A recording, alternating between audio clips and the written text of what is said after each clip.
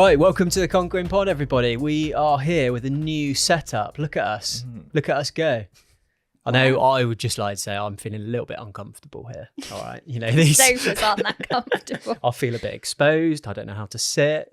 I'm a fidgeter. Yeah, but I'll be honest, I've worn tight shorts today, so I don't know if I can cross my legs. I think you've got the worst end of the sofa, to be honest. I thought you were going to say something else then. I can't even cross my legs. Because we've both got an arm to lean on. Yeah, exactly. That's what I said. It's the worst bit. But... well, you should have got in here first. Yeah, I was. What are we doing today then on the Konkering Pod? We got a mini series, haven't we? We're talking about personal branding today. Buzzwords. We've been talking about this sort of stuff for a while, haven't we? And just a pretense, this is our mini marketing series. It is. Get that microphone around up in your grill a bit more. Come on. Well, Pat's the one that sorted it out. I'm good to go here. You're not even talking into it. Fucking hell, on the job. There you go. That's a bit better. Right. There we go. Talking to the nose. How's that, Pat? Cut that out. Do we need the clapper again? No, you won't. You'll leave that in. No, leave it in. Yeah, it's all good. So come on, we've done loads of prep for this one, or you have. Personal brand. We've been talking about this quite a lot, haven't we, over our marketing series and even our recruitment series. And, you know, I suppose for a bit of context, it's something in which Konker and even the Konkering Pod has put an awful lot of focus on over the last 6 months. And fair to say we've seen a lot of results from this. So we thought we would maybe do a bit of a deep dive, have a conversation around personal brand. And I think a lot of people think, oh, I don't need to work on my personal brand. You know, it's about what I do. You know, it's irrelevant. I won't see any results from it. But it's kind of similar to what we went through and spoke with about John Harvey, wasn't it? How, you know, networking, you probably won't see direct results straight away from this sort of thing, but it is very much about how it compounds over time, isn't it? Compound interest, my favourite saying. I'm not even sure if you fully learned what it means yet. I'm not 100% what it means. But basically, if you're not working on your personal brand, you're going to get left behind. Yeah, nice. Yeah, nicely put. You'll just find yourself chasing everyone else. But I think it might be of interest to just quickly outline what personal branding actually is. Please give us the definition. It is a tool to showcase exactly who you are, what you stand for, and what you're passionate about. So it's really a way that you can, well, we'll go on to it in the rest of the podcast. I don't want to give too much away at the beginning, but it's creating a conscious and intentional effort to influence your perception of what people think of you. That's what perception means. It is. Is this a new thing, personal brand then? Is this a new thing? I think it's a new thing for everyday people. Like celebrities, they're always working on their personal brand, and they have done. And I feel like it's changed an awful lot now, because when I think of personal brand, I just think of social media. But I suppose prior to social media, even like pre-2015 sort of thing, where social media was still a thing, but it wasn't, you know, it wasn't readily accessible. You couldn't just take a picture on your phone sort of straight away and then put it in sort of thing, was it? No. It was more about PR almost, I suppose, wasn't it? Maybe people called it that more so. Yeah, I think it would be more like at networking events. That's when you'd be working on your personal brand, rather than now the first place that you think of is social media rather than a networking event. But people have got a lot more opportunity now to actually build a personal brand because of social media. Yeah. Yeah, it's just a platform to get your personal brand out there, isn't it? I think personal brand, when you actually think about it, everyone has a personal brand. Because I was just thinking, when did personal brand start? And like, think back at historical figures. I can't think of any off the top of my head. You're going somewhere with that. Henry VIII. Great example. What would Henry VIII's personal brand been like? What was he known for? All of his wives. Yeah. How many? 8. 6. Oh. Name them. No, I couldn't do that. Catherine. Catherine. She is one. I Yeah, think it might be one, 2 Catherines, actually.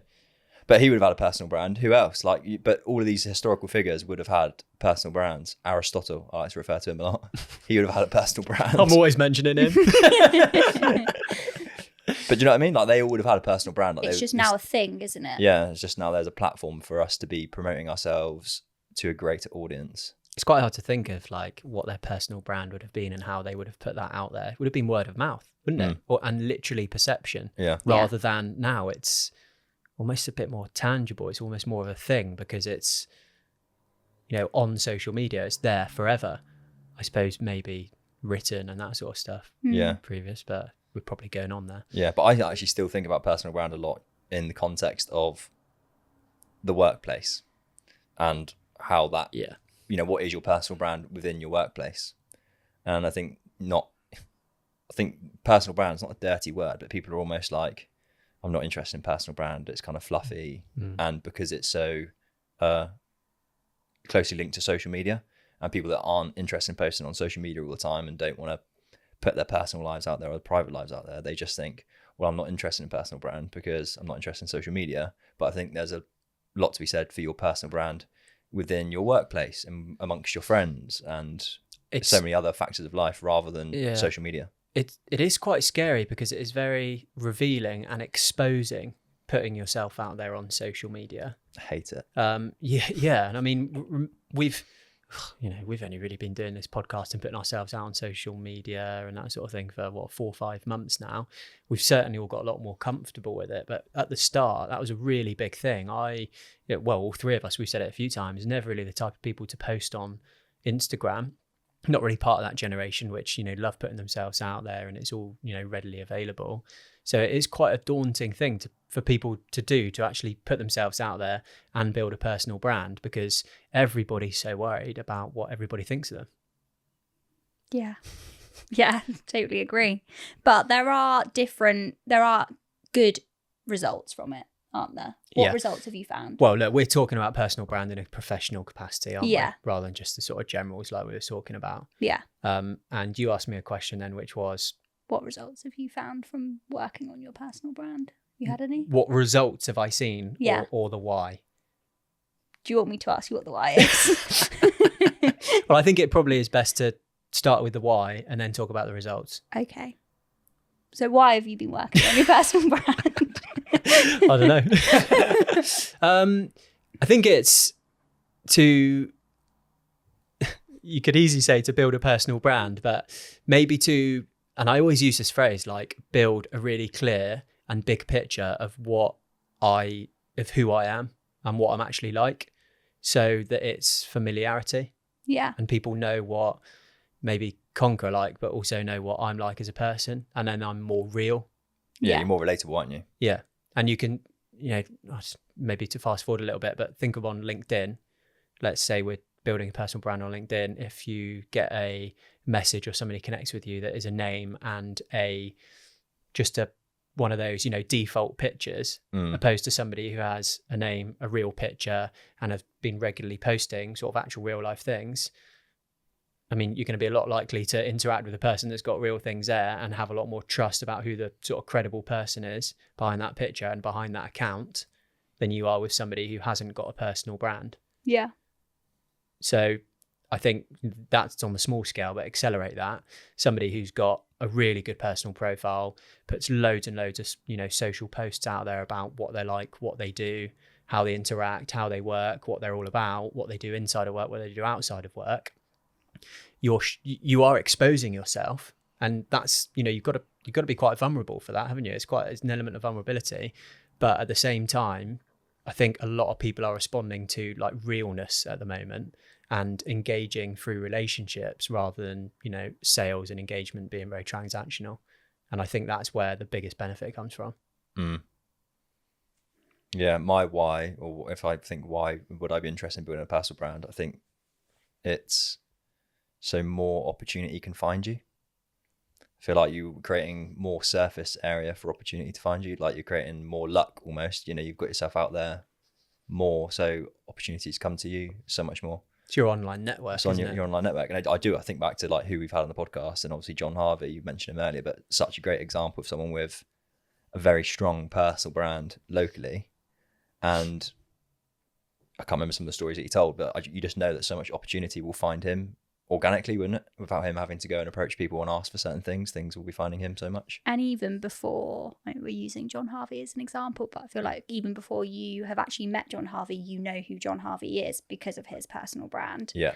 And through his network, but also on LinkedIn and his social media presence. I suppose my why is building a bit of being an expert in your industry, like knowing that you can add value to your network, but also knowing that people around you I can't get my words out, for God's sake. You want to be the expert in your field, and you can only really do that by building a brand where you can actually emit that persona. Yeah, and I think, like you said, by exposing yourself, putting your thoughts, opinions online, but also sharing them offline in the office, like you said, in your working environment, at networking events, you're only building your credibility and for people to then trust you.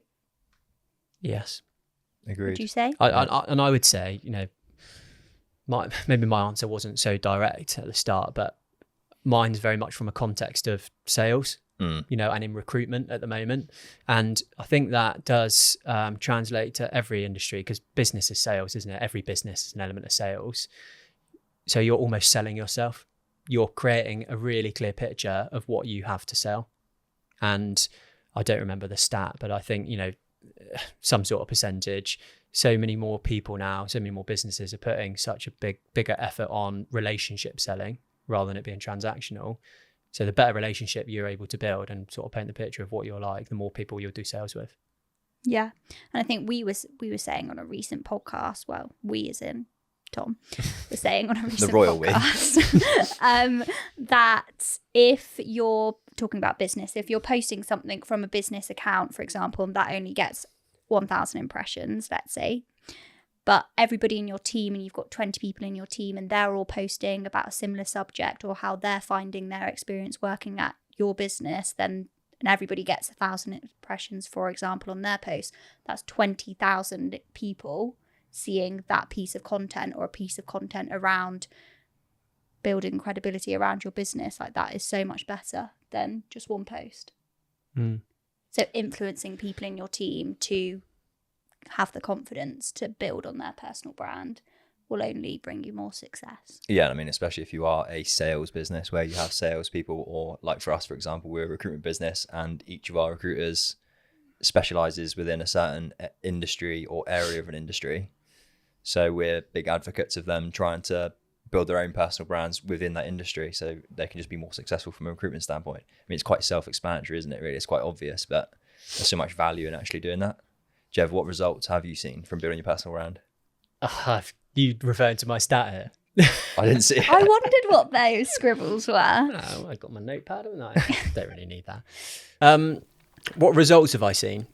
So a very specific instance, I suppose, is LinkedIn. I think in a professional capacity, that's where you want to build your brand, isn't it? We've put a big emphasis, definitely over the last 3 months, should we say, maybe a little bit more, on our personal brand, and we've recorded it an awful lot more, which has made us do an awful lot more. So we're getting quite regular posts out there with the podcast influence. We're able to get some really good content out there, as well as just pictures, writing, that sort of stuff in LinkedIn. I did a quick search on my LinkedIn. Over the last year, I've had 197,000 impressions. And over the last 90 days, I've had 90,000. So it just shows what, probably take it back that's my footfall, isn't it? That's how many people are coming to my profile and sort of understanding and looking at Konker, looking at me, what I do. And again, you're opening, like you say, you're opening yourself up to so many more opportunities. The amount of people that come to me now with different opportunities, that are looking for jobs, that are looking to hire people, it increases my chances of selling. And it's, we've said it a few times, it's a serendipity sort of thing, isn't it, really? You're almost making yourself more lucky. You're creating more luck. It's almost like the only way to clone yourself, almost. Do you know what I mean? Like, you almost clone yourself again and again and again. You've just created so much surface area for opportunity to find you, because we can only go out there and look and speak to and contact and outreach to so many people. But if you've created all of this surface area for people to find you, then you've almost replicated yourself again. And when have we ever had the chance to get 97,000 views or people to see you or recognize you in 3 months? Like, other than when we've had social media or LinkedIn. Yeah, it's crazy. It's absolutely mad, isn't it? Did you see the thing that Gary Vaynerchuk posted? It's just completely off the top of my head. I shared it the other day, and it was one TikTok video of just mango sweets, a lady in her kitchen, and she'd had these mango jelly sweets, and there's one video of her like showing the sweet to the camera and like the goo coming out the top of it, and then like that was basically it. And they've like sold out everywhere. They're reselling on eBay for like 20 times the price of what the thing of sweets actually costs, and you can't buy them anywhere. And like the manufacturers are out there trying to ramp up, manufacturing to get more orders ready to go. And the whole premise of the video was like that organic reach just from one video. That's never in history been possible. There's never been a time or a place where you could post one thing zero to hero like that and it have such massive reach, and the video not really being anything. It was rubbish. It was on an iPhone like in her kitchen. Interesting. Yeah, it is an interesting point, and it just creates so much opportunity for everybody, does it? Like, we've never had this sort of opportunity for people to make as many sales that quickly like that and create as much footfall. Like, it's absolutely mad. From like a recruitment kind of standpoint as well, obviously that's what we do, but when we were prepping for this and what we're going to talk about, I was thinking about any examples of why it would be beneficial for like candidates that we might work with, or just people that are just looking for jobs in general. And a recent example, we've been doing loads of work with this one architecture practice, and every candidate that we've put forward and have gone for interview or they've been interested in meeting, they've all said, oh yeah, I had a couple of the directors looking at my LinkedIn profile the other day. And people are out there, aren't they, looking at what you're doing on social media. So again, you want it to be good, what they find. Yeah, it's all about opportunities for career growth, isn't it, as well? I've got a little stat here. We love a stat on this podcast. According to LinkedIn, 71% of professionals believe that a strong personal brand leads to increased career opportunities. So 71% already believe that this stuff helps them progress in their career. And it's even down to like, if you're not looking for opportunities right now, you never know what's going to come your way. Like you were saying, it is just a way to open yourself up to opportunities, because it's a live portfolio of yourself, isn't it? That people can look at whenever they want, like those directors, they can research you. It's also interesting that LinkedIn isn't the only place where people go to check people out though, isn't it? You always think that because it's a professional that LinkedIn is the place that they go, but where'd you go? Well, people look on Instagram as well, don't they? So your personal brand is wider than just your professional profile. Think about how you're coming across on all of your social media platforms. It sounds quite like ominous as well, but everybody, regardless of what you think about it, has a digital footprint, don't they? Yeah. Like everybody will have a footprint where you can Google your name and stuff will come up. Yeah. And that is part of your personal brand. Yeah. And this is a bit off topic, but I was listening to Simon Cowell's podcast with Stephen Bartlett the other day. Has anybody listened to that? No, good. It was a bit of a sad listen, actually. But he was talking about how he watches every single episode of Britain's Got Talent that goes out, not once, but 3 to 4 times. Because he loves it. He loves it. But he's conscious that whatever he puts out, everybody's going to see that for the rest of their lives, out there forever. And he's starting basically the personal brand of the person who's on stage auditioning. Like they could be, like we know, One Direction, as big as like Harry Styles. Well, they signed to his record label, don't they? He's got like their first... He's got control over their first insight into the industry and what people are going to think of them. So he makes sure that, he actually said, I'd make sure it's the most cinematic TV as possible. But I just think that was really interesting. It's interesting. Just while we were speaking about like personal brand in the workplace as well, Maddie, you've read this before, thought clouded some ideas recently about like personal brand in the workplace. So not necessarily just posting on social media, like what people can do in the workplace to get more opportunities for themselves, get promoted quicker. What can they do? And I came up with 5 points. These weren't all my own points. I did swipe some of these from a couple of places. But a couple of things that I feel like people should do and could consider doing in the workplace is, number 1, make your work known. So by that I mean, like your colleagues should know what you're working on. They should hear your opinion and know what you're good at. Don't just share your wins, but also tell people about your losses and what you've learned along the way. So, being vocal in the workplace about what you're actually working on. Another one could sound like showing off sort of thing. But that's why, like, not just about your wins, but also your losses, Your and losses, like what you've done wrong yeah. and what you haven't done so It is well. so about how you communicate that, isn't it? But that's absolutely right. The more people that know about all your good work, the more recognition you're going to get, isn't it? Really? And I think that there's a lot of admiration and accountability. So if like you are being accountable for the things that have gone wrong or that you haven't done so well, you know, there's a lot of admiration there from your colleagues, but also the people that will be the leadership as well. The next point is just to get good at something. Like, I feel like you should be like the go-to person for at least one thing. Like, if you can be the go-to person for something, you almost make yourself indispensable. And that doesn't need to be anything like super technical or take years to learn. It could be like really good at Excel. Like, you could be the absolute master at Excel, and it's like, oh, go to Maddie because she's great on Excel. Or don't. And people are just always going to talk about you. Yeah, so you know, you are the person that's just a master at one thing. Another important one, I think you should really understand what your team does. So the point here, I suppose, is how often do you chat with a colleague in the kitchen but don't understand what they do or what they're working on? Change that. Get to know your team. Get to know what your team does. Understand their challenges and actually take an interest. It goes a long way, and you never know, you might be able to help.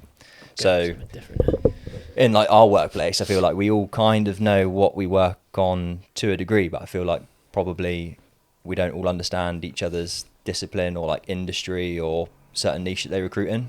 But we're quite like a one-dimensional business to a certain extent in that we're a recruitment business. But in a lot of other companies, you might work in one department and you might see a colleague and be friends with a colleague but have no idea what they do in their department. So I think that actually to understand what people do and take an interest. And to go a bit further than like, you okay? In the kitchen? You had a good day? How's your morning been? Like, to actually go further and ask, I think. Take an extra step, isn't it? Yeah, it goes a long way. The next one is, I've called it be a maker, not a taker. So you want to be a contributor to like group conversations or anything that's going on. You know, you want to be in a leadership role in the future, act like it now. If you know a director's writing up an annual business plan, write your own business plan, like take initiative, get strategic and be proactive. So yeah, just don't be all take in the workplace. Actually try and contribute to ideas and whatever's going on. And then the last one, I called it solve paper cuts. Do you like that? I do, I remember this. So every business has paper cut problems, just nagging little problems that never get somebody's full attention. So they aren't necessarily top of a priority list, but can you be the person that actually just solves that problem? Like, have you spotted something that the leadership team can't take care of and it's just easy for you to take care of? So are there just little issues that, you know, it could be anything, couldn't it? It could be IT, it could be a dirty kitchen, it could be something's broken. Like, could you be the person that then takes care of that? So that was a short list of just 5 things that I thought that people could do in a workplace to just promote their own personal brand. You are building your personal brand in the workplace, but when the time comes and there's, you know, room for promotions or there's a new opportunity up for grabs, you'll be a name that might be at the forefront of people's minds. That's quite simple stuff, which like doesn't actually require too much more either, No. is it? Like, just what's your point of difference? How can you stand out a little bit more? How can you get more people to notice you? Quite simply, that's what it is, isn't it, really? How can you get noticed a little bit more? Obviously, doing more work and going above and beyond and doing extra things above your responsibilities, that helps as well. But those are such simple things which you can do to create a bit of a personal brand, yeah, without even thinking about social media. And I think it's nice for people that, you know, maybe aren't ready to expose themselves on social media yet, but want to start working on their personal brand, build a bit of confidence within the workplace, and then you can move on to the next steps, making it even bigger. Yeah. When you think personal brand, like, who has great personal brand? Who springs to mind? I thought about this earlier. I asked myself the question, and do you know who first came to mind? Who's like, or maybe not necessarily great personal brand, maybe it's the wrong question, but who's capitalised on their personal brand really well? I mean, there's the obvious one that springs to mind that we talk about all the time, but Stevie I'm not saying it. I'm not saying it. I'm not saying it. So yeah, Stephen Bartlett, absolutely, but I feel like that he was backed a bit more by business. So I was thinking, like, who has a personal brand and then they've just taken massive advantage of that. The first one that came to mind for me was Logan Paul, and the fact that him and KSI had a brand, an image. They were content creators, and off the back of being content creators, they created Prime Energy, which exploded and is going to turn over $1.2 billion this year, all from them just having big personal brands. Yeah, because the only reason people were really buying that drink is because it's their drink, isn't it? The only reason that Yeah. they're buying it is because it Reputation. was reputation, content, and their brands. Again, I don't want to go back to Simon Cowell, but I have. Your mate. He was talking about how early on in his career he's working for this record label, and he really went like he disrupted the workplace because he noticed that what's the WWE bit in America? What's that called? Is it WWF? Like Hulk Hogan was on it. Well, it was he, and then it went to F, wasn't it? That is WWE in America is WWE. Oh, is it? That is it. Oh, okay, right. So WWE. We're talking wrestling or animals? Wrestling. He noticed how big they were and how kids were just buying whatever had their faces on. So he did an album with them, and everybody in the record label was like, "What the hell are you doing? You're bringing our name down."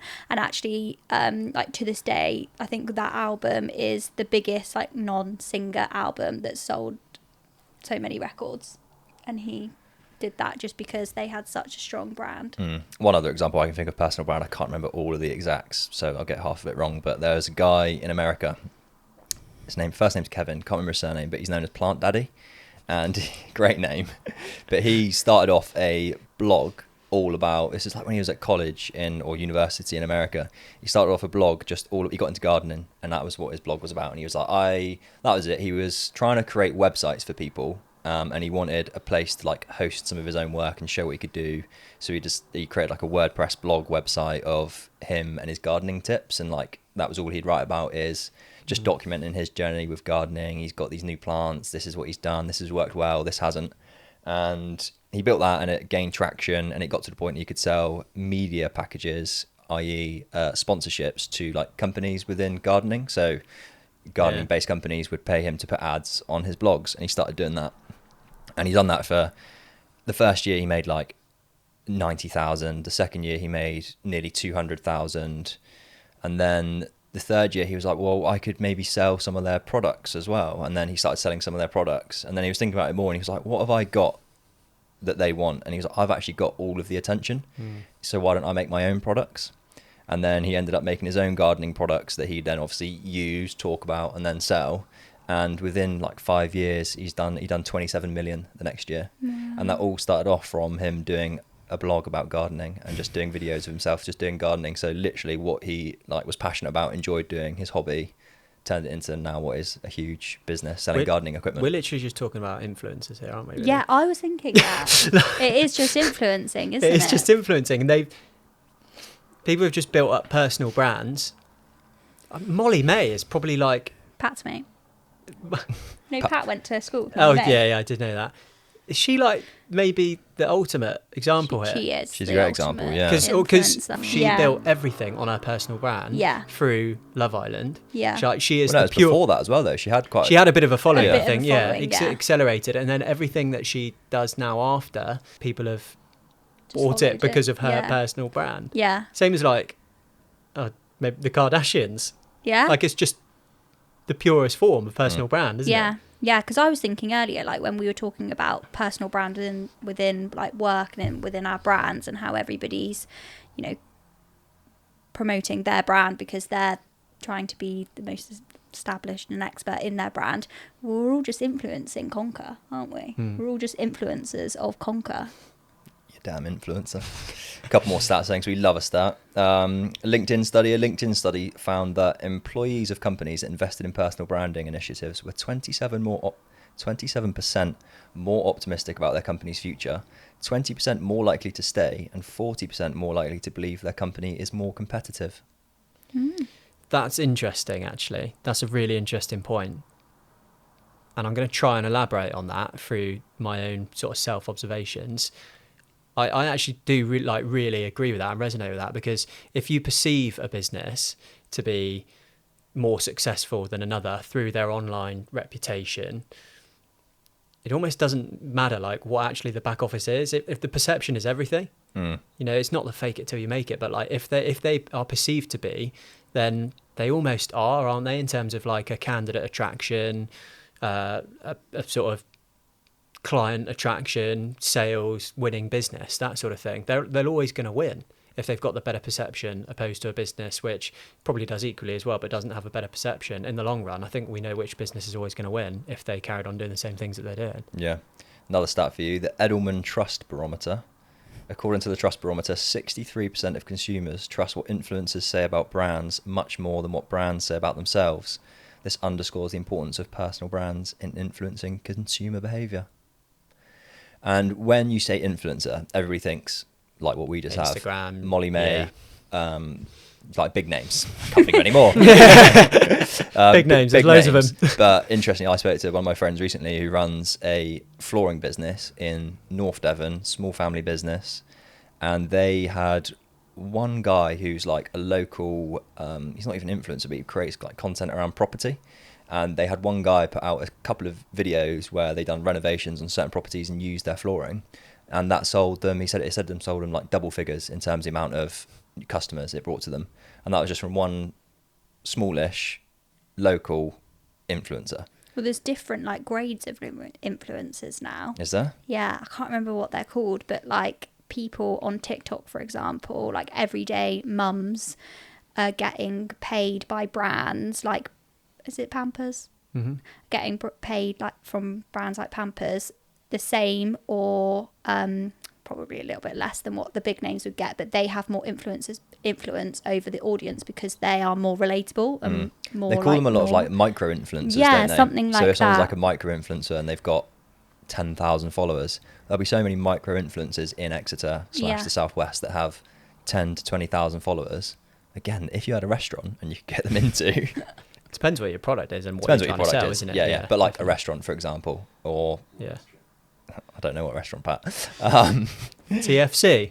TFC. Back in the game. But if you had a Tom's restaurant, Fried Chicken. or do you know where it was doing it really well? It's like Pink Moon. I remember when that first opened, Pink Moon would be popping up everywhere, all over socials by people that I followed, and I don't know what they were doing to actually The get picture. Yeah, it was like the picture. Talking about the picture. Everyone was getting in See, there, I weren't know they? instantly straight away just from the picture. Yeah. What was the picture? I don't know what the picture was. It was like a Well, it was this. Yeah. With some sort of neon pink, sign. pink moon. Pink moon sign. And I just thought that was the terrace, wasn't it? No, because the pink moon definitely started that off. Yeah. The The terrace has one, but Pink Moon I think Pink started Moon it. started that off, and girls mainly would just get their picture underneath the Pink Moon neon bit, basically like us now, like that, and then that would everyone go wanted to straight go up on there. Instagram. Yeah. So- And that goes back to like what you were saying a few weeks ago with like making things Instagrammable, isn't it? With the whole Tesla on Kardashian's Instagram and all that sort of stuff. Yeah. One final stat then. Hootsuite's social trends report indicates that 42% of people who follow a brand do so because they find the content interesting, which often includes content shared by individual employees or brand ambassadors. So again, that's like what we're kind of doing at the moment, isn't it? I suppose is a lot of our team are the top of funnel for our company page. So we do a bit from the company page, we obviously post from the company page, but ultimately we want our team to be the top of funnel to then attract people to the company page and create the brand awareness of the business. So interesting stats. Interesting. So we have waffled on a little bit about personal brand here, haven't we? We have a bit. Gone on for 37 minutes. Yeah. What can people do if they want to better their personal brand? We've been through the stuff in the office, that's great, but let's talk about social media now. And I think from a professional capacity, LinkedIn is the one which I think is the go-to, isn't it? Where most people are focusing a lot of attention, and it's obviously generating a lot of organic reach, isn't it? LinkedIn. So what go around the room? What can somebody do to better their personal brand on LinkedIn? I would just start by, I know it sounds stupid, but literally just posting, whether that be the first post of introducing yourself to LinkedIn, to your network. Connect with people that are in the same industry as you, so you can add value to them but also gain value from them. Start building relationships with people, like and react and comment, and just build a presence online. So that was your one thing then? Yeah, all in one. Build a presence online. What would you say? What can you do? I'm gonna say we were talking about being subject matter experts, but I think if you try and become an expert or want to appear as an expert like too soon, or that's like the ultimate perception that you want to have, I feel like you subconsciously be really reluctant to then ever post about the subject in fear of getting something wrong.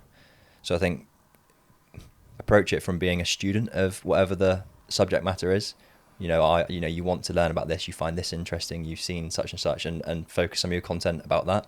I think that maybe a lot of people myself included, run the risk or try to be too right all the time, where it's actually better if you come from the angle of you find this interesting and you want to learn about it and we want to share that with other people. Don't know if I've contextualized that I properly. totally get that. There is, I think, when we say become the thought leader, you can only become the thought leader on social media if you are the thought leader as yourself. So like social media just amplifies things, doesn't it, really? So you're absolutely right. You can't just jump straight into being a thought leader unless you are actually, you know, an expert in your subject or your field. Which is going to take a long time. Which is going to take a long time. But 10,000 hours. I think what you're saying is, like, rather than being exact and putting things out there and trying to be the person who's always right, you're probably going to get more attention by sparking curiosity, by asking questions, by opening yourself up to debate, by being wrong and letting people correct you with these sort of things, because it is essentially your online community,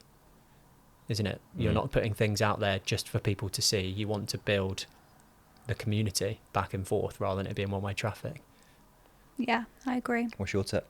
My tip, really simply, I think, yes, just start posting. That's a great one, but just start connecting with people.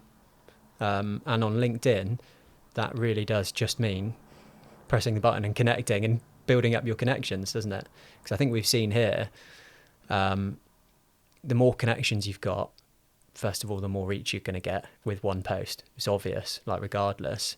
So the more people you've got, and the more sort of content you put out, the quicker it'll build, opposed to putting loads and loads of content out and only having 10 connections and 20 people seeing it. Can I say one last tip? I know it's probably my 5th tip, but I've got another one to say. If we've got tips, you can keep going. I was actually thinking about this the other day. The same way that businesses have content, I've forgotten what it is, content pillars. Each person should have 3 content pillars, for example. So 3 things that they want to put out there on their social media. So for me, for example, my content pillars are probably like marketing, industry specific news, and like curiosity questions. Konker, like I post a lot about what actually happens at Konker and employer branding of that. And then thirdly would be the Konkering Pod. So I post a lot about the Konkering Pod. So those are my 3 content pillars that, you know, if I'm stuck on what to post and I don't know what to do, I always revert back to one of those 3 things. And I think if you've got 3 main things that, you know, you're going to keep being persistent and you're constantly posting about, then that's when you're going to start seeing traction and actually getting noticed for your niche and being a student, let's say, in your industry. Yeah, I think it goes back to, it's like a big one from Gary Vee as well, isn't it? It's just all about consistency. Like, don't go looking for that one big viral post. Yeah. Because nobody knows why something goes viral. A lot of it is just luck and timing and placing, that sort of thing, isn't it, really? But if you actually follow the formula of just consistently posting regular content over and over again over a period of time, it will, you know, compound and people will start to see more and more. And I do think these things take time. For something to be like meaningful, it does take time on social media. You know, LinkedIn, for example, you can only add 100 people a week, can't you? Yeah. So, you know, that's a limitation, but, you know, you can get loads and loads of content out. There is that fine line of posting too much and posting too little. So it is a lot of trial and error, and to make something meaningful, it does have to take a bit of time. You can't just do one post and then all of a sudden think you're a thought leader. Or give up. Or give up. Or give up. Yeah. Never give up. What else can people do? I think big one for me, which I've just thought about, is, and I kind of mentioned it, but don't let it always be one-way traffic. You know, give and take. So interaction. I think the best way you're going to build a community and actually have people engage with you is if you engage with them. So if you're posting lots and lots of stuff, lots of people are commenting, but you're not giving really anything back to those comments, people are going to give up doing it, aren't they, really? They want to have conversations. Build a community. Rather than just put loads of stuff out. Yeah. You are right. Comment section is a great place to hang out. Like, especially if it's a post that's getting a lot of traction. I showed Maddie this the other day. I've not told you yet. I've been doing a little bit on Twitter, aka X, recently. And I commented on one post that had gone relatively viral. It was about Airbnb and people's horror stories of Airbnb and why people are going back to hotels more. I put on one comment, and the comment had 25,000 impressions and 300 and something likes. Really? like 8 reposts and a load of saves. And I had, what did I say I had? I had like 50 profile views from the comment. It shows you how many people then go to your profile. And it was just from one comment on a post. From one comment on a viral post. It wasn't even that good of a comment. The organic reach on that's unbelievable. Yeah, great. Yeah. So basically jump on what's going viral as well. Piggyback. Yeah. That's a great tip. Interaction. That is crazy because you'd get that many, impressions from 20 posts in a month, wouldn't you, on LinkedIn or something like that. All right, let's wrap it up. Good pod. What's the summary? Go on, you give your summary. Can I go last this time? My summary is just, I'm going to say it again, I said it 4 or 5 times, but just create more surface area for opportunity to find you. That is a lovely closing sentence. Yeah. Shall we end it there? You don't want to have a summary, do you? I feel like I'm just repeating what I'm saying. Also, I'm feeling a bit dazed over here, to be honest. It's this new setup, isn't it? It's this new setup. My quick summary is, don't get left behind with it, I think, because it can create so many opportunities. Everybody will be creating a personal brand, whether they like it or not, on LinkedIn, social media. So don't get left behind. Don't be the one that's sort of struggling to catch up because you haven't got on it early enough. And don't be afraid to be vulnerable. There we go. Nice. That's lovely. I'm just going to wrap it up by saying just start posting. Just do it. Just press that post button. Well done. Cheers. That's the pod. Cheers for listening if you've got this far. Yeah.